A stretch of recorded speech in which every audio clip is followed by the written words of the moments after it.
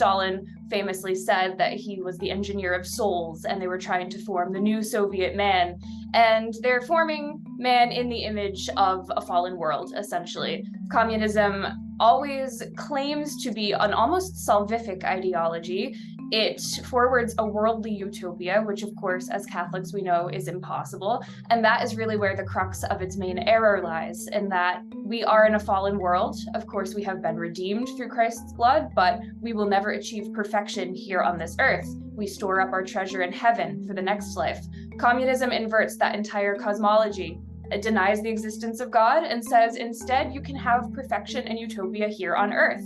Ironically, it never achieves this because we've seen that the death count of communism in the tens and hundreds of millions over the past century alone is evidence enough that this is not the worldly utopia that they claim to achieve. And it's because they have these foundational principles wrong. Communism, people make the mistake, as you alluded to, that it's primarily just economic. And as I hope to illustrate through this book, it really has this almost demonic undertone to it. Religion was heavily targeted by communist regimes the world over. So astonishingly, the playbook against the Catholic Church is pretty uniform, despite geographic and temporal disparities between these countries and these individuals that I spoke to.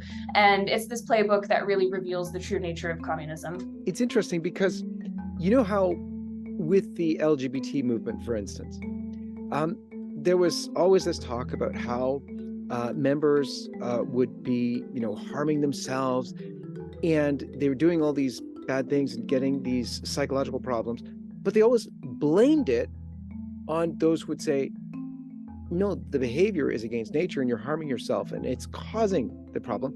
But the homosexual activists rather would say, no, it's not. It's only you. The whole reason why we're experiencing guilt and shame and killing ourselves is all because you're condemning us. We have to stomp out that condemnation.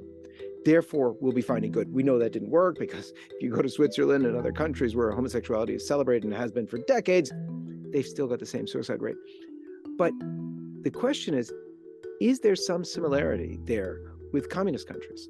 The reason why this is not working is because we have those darn Catholics or people who believe in God, some, God in the sky, that are stopping us from achieving our utopia.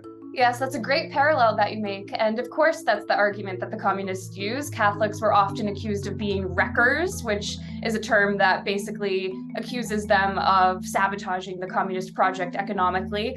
Also, a very major charge often leveled against Catholics was counter-revolutionary. And this is because not only we believe things that are antithetical to the communist project, but also because of the existence of the Vatican as a sovereign state, they would try to claim that Catholics were foreign agents. So they always find a way to make it the fault of the supposed fifth column that their own ideology is failing at its own purported ends.